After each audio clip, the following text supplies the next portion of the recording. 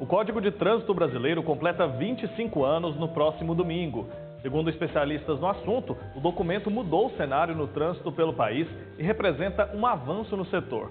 Eu vou bater um papo agora sobre a importância e os impactos do CTB na vida de todos os brasileiros com o doutor em transportes e professor do Instituto Federal de Goiás, Adriano Paranaíba. Está conectado com a gente, professor, seja muito bem-vindo.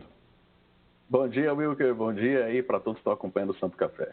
Professor, é isso mesmo? Todos os brasileiros, inclusive os que não têm carro?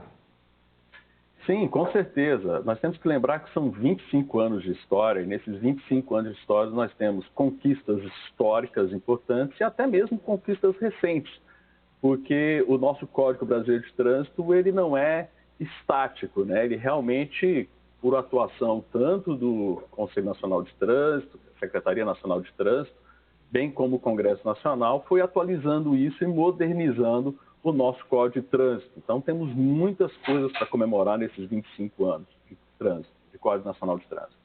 Quero continuar falando sobre isso. Eu estou com um número aqui, olha só. A frota de veículos no país já alcançou 100 milhões.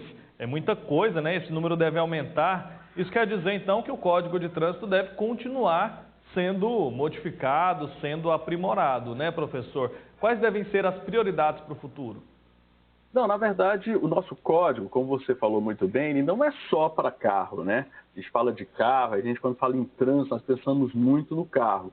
Mas uma das grandes conquistas que nós tivemos nesses 25 anos é realmente o reconhecimento dos outros atores do trânsito. As bicicletas, o pedestre, recentemente patinetes, o tal dos ciclomotores, né? Os veículos ciclomotores com motor e com autopropelidos. Então, assim, nós temos uma contemplação dentro do nosso Código de Trânsito de todos os tipos de veículos de transporte e as características de cada um bem definidas, bem como as responsabilidades, que é também um ganho muito grande que nós tivemos, uma responsabilização dos atos no trânsito. Professor, a gente percebe o quanto ter uma lei que esclareça e regulamente uma medida faz a diferença quando olha para a questão do cinto de segurança, né? Um levantamento feito por pesquisadores da Universidade Federal do Rio de Janeiro apontou que antes da obrigatoriedade do cinto, em 1989, apenas de 2 a 4% das pessoas usavam equipamento de segurança regularmente. Hoje é um hábito, acho que a gente pode colocar assim, né? Praticamente todo mundo tem o costume de usar o cinto de segurança. Mas alguns especialistas falam que ainda é preciso educar mais sobre o uso no banco de trás. Qual é a avaliação que a gente pode fazer sobre isso? Bem, o cinto de segurança é uma dessas conquistas históricas que eu falei. Principalmente tudo relacionado à segurança, nós tivemos uma evolução muito grande. A questão do cinto de segurança, hoje é estranho ver alguém sem cinto de segurança na frente, né? Então foi uma construção, é um processo de construção civilizatória que nós tivemos de forma positiva. A mesma coisa os capacetes. É muito difícil hoje a gente ver alguém aí andando sem capacete nas vias, correto? A questão do cinto de segurança no banco de trás é porque nós também temos aí um movimento de modernizar também os veículos, né? Então, agora que a gente está tendo veículos que têm cinto de segurança, compatíveis com cadeirinhas de segurança, então a questão tecnológica vai facilitando e o processo legal, a nossa legislação vai acompanhando isso também. Por exemplo, antigamente, há um pouco tempo atrás, nós tínhamos a obrigação de andar com a luz ligada do carro nas rodovias. Hoje, muitos veículos já vêm com aquela sinalização de LED que já fica funcionando direto, então o código já entendeu que aquilo lá pode substituir. Então, não é só obrigações, o código também acompanha muito a modernização. E uma da modernização que é muito importante, que é uma das mudanças mais recentes do código, é a questão dos documentos poderem ser digitais. Como é bom, eu não sei quantas das pessoas que estão nos vendo, mas eu sou um cara que estou amando você poder ter a sua carteira de motorista no celular, o documento do carro no celular, você já recebe notificações a respeito não só a questão da multa, mas principalmente de descontos quando você paga a multa no aplicativo. Olha só, são muitas as mudanças, né? E mudanças que geralmente vêm facilitando a vida dos motoristas. Entre as leis de trânsito mais duras que a gente tem hoje no Brasil está a Lei Seca. Ela representa um desses avanços que o senhor mencionou, né? Correto. A lei seca realmente faz toda a diferença no país que nem o Brasil, que a gente tem uma frota muito grande, né? Uma coisa que ajuda muito a lei seca ter aí sido aí realmente um caso de sucesso foi o mesmo processo que a gente teve com o cinto de segurança, né? Educar, o processo de educar para depois a gente realmente buscar a punição e responsabilizar, né? Porque não é só a questão de proibir a bebida, é realmente a gente ter um motorista consciente da importância que é a responsabilidade de estar dirigindo o carro e que isso envolve muitas vidas. Infelizmente, quando nós olhamos hoje para a questão de acidentes de trânsito, vemos pessoas aí, às vezes, dirigindo alcoolizadas, o problema não está no Código de Trânsito. O problema está no nosso processo jurídico, judicial. O problema não é o código, deixa claro lá as punições, são punições severas, multas severas, a pessoa pede a carteira. O problema é um processo do ambiente de impunidade um pouco que a gente tem no Brasil, por causa de morosidades, por causa de uma série de questões que faz com que, infelizmente, alguém que mate alguém dirigindo no trânsito possa, em pouco tempo, estar aí em liberdade. Os motociclistas geralmente levam a pior quando acontece um acidente de trânsito. Quero saber do senhor, falta regulamentação ou, na verdade, o que falta é uma obediência maior às regras que existem? É possível afirmar que, na maioria dos casos, o que provoca os acidentes é a imprudência? Olha, essa questão do trânsito, principalmente relacionada a motoristas de motocicletas, nós não podemos achar um culpado. É uma combinação de fatores. Os carros muitas vezes não respeitam a motocicleta como um veículo, porque o código ele deixa para a gente qual o ensinamento. A moto é um veículo igual a um carro, ele merece ter o espaço dele respeitado igual ao carro. Porém, muitos motociclistas também não entendem que sua moto é um veículo e muitas vezes ficam zigue-zagueando aí na rua. Então, nós não podemos aqui pôr a culpa no motoqueiro, não podemos pôr a culpa nos carros que não respeitam o motoqueiro. Eu vejo que é uma combinação e é muito mais uma questão realmente de a gente ter essa cultura, né, de respeitar a moto, respeitar a bicicleta, respeitar o pedestre como agentes do trânsito. Pessoas ali fazem parte do trânsito. A rua não é só do carro, a rua é de todas as pessoas, independente da forma como você está se movimentando. Vamos falar sobre os ciclistas agora? Eles cometem muitos erros no trânsito, né, professor? Existe alguma regulamentação voltada para eles? Sim, o código deixa claro lá a questão do papel e da função do ciclista dentro das vias. Mas, de novo, né, os ciclistas, como as ruas são muito perigosas, porque os carros também não entendem o papel do ciclista, qual é o espaço, a distância que é necessária deixar para você, para o ciclista, quando você vê um ciclista, os ciclistas acabam cometendo um grave erro, que é ir para a calçada. Eles fogem para a calçada do perigo da rua e acabam que eles representam muitas vezes um perigo para as pessoas que estão andando a pé. Então, é uma combinação de fatores.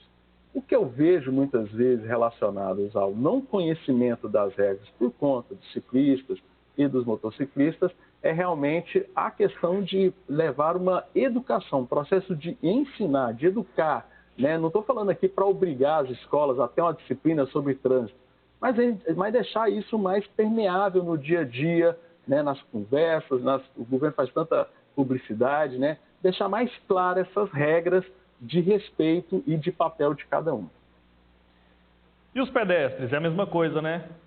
Mesma coisa, né? Muitas vezes a gente não sabe, o pedestre muitas vezes não sabe o seu direito dentro da via, né? E aí muitas vezes, né, eu faço muito essa experiência, né? Atravessar uma faixa de pedestre, muitas pessoas falam, o motorista não respeita, mas o pedestre também não faz por onde de sinalizar, falar que ele vai ultrapassar, que ele vai passar ali, esperar. Então é um processo educacional. Existem cidades, né? Eu lembro quando começou a implementar a faixa de pedestre e a obrigação de parar na faixa de pedestre, teve cidades que isso aconteceu com maior velocidade, esse aprendizado. Então, de novo, não é criar uma regra, falar que vai punir se não cumprir a partir de hoje, mas é um processo de educação no trânsito. Por isso que a gente tem lá a Semana Nacional do Trânsito, mas não pode ficar só na Semana Nacional do Trânsito. É um processo, acho que isso é importante a gente frisar, né? Essa parte educacional precisa ser bem estruturada, para que a gente não fique só punindo os motoristas, como acontece em muitos casos. Agora, professor, em outros países, como na Colômbia, por exemplo, é obrigatório que o motociclista use o colete ou o capacete com a placa da moto escrita. Especialistas defendem que essa é uma boa ideia e que a medida poderia ser implementada no Brasil. Quero saber qual avaliação o senhor faz com relação a esse assunto. Isso pode ser positivo aqui também? Eu acho muito precário isso como uma solução para os problemas, né? Eu acho que é tudo uma questão de causa e consequência. Por que lá na Colômbia precisou colocar colete com numeração nas pessoas? Uma questão de segurança pública. Então o problema não é a moto, o problema é a segurança pública. Nós já temos a placa que já ajuda a facilitar o acesso das informações daquela moto. Por exemplo, se uma pessoa eventualmente vai andar na traseira ali de uma moto, ele vai ter que ter um colete para ele? Como é que funcionaria? Então, eu vejo assim que é muita burocracia. Eu vejo que a gente criar muita obrigação também dificulta o aprendizado do trânsito.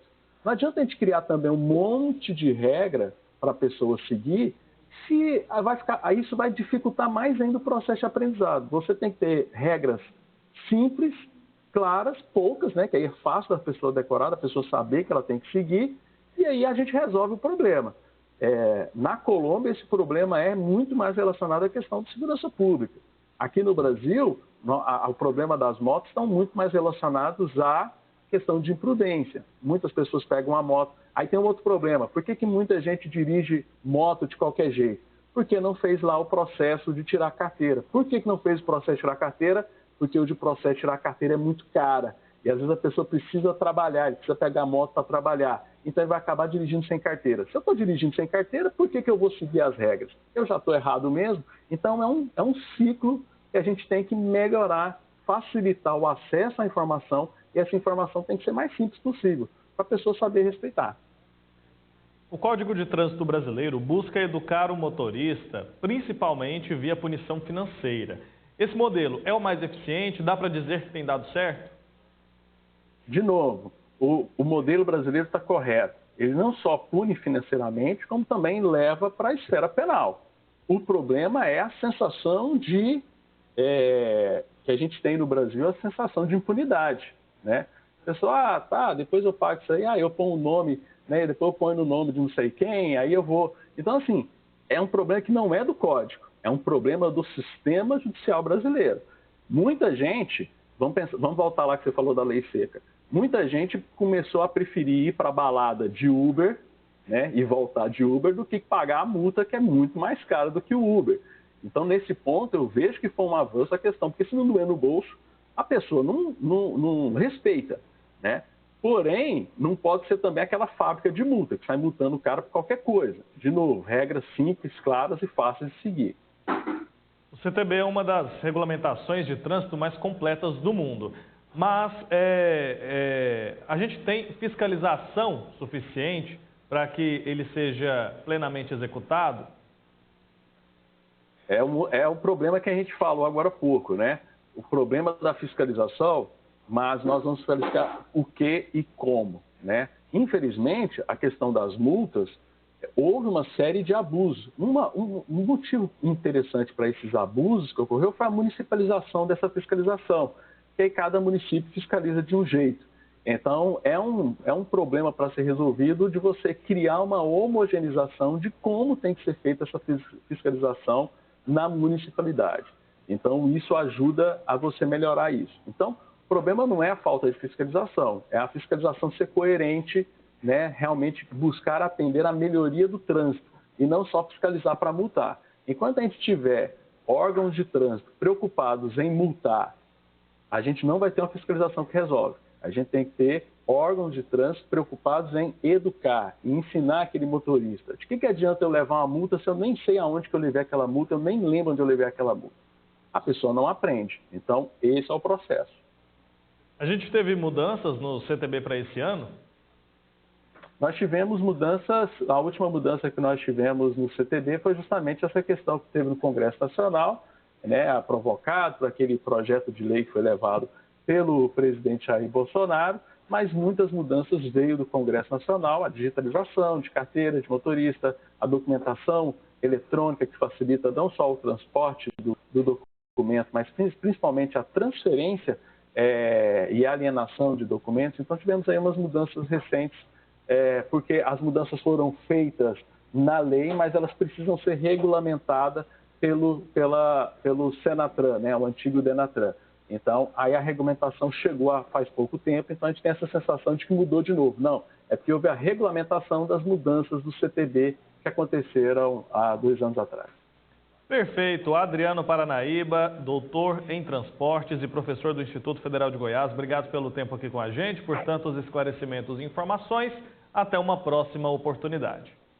Muito obrigado, pessoal. Bom dia. Bom dia. Tchau, tchau. Agora nós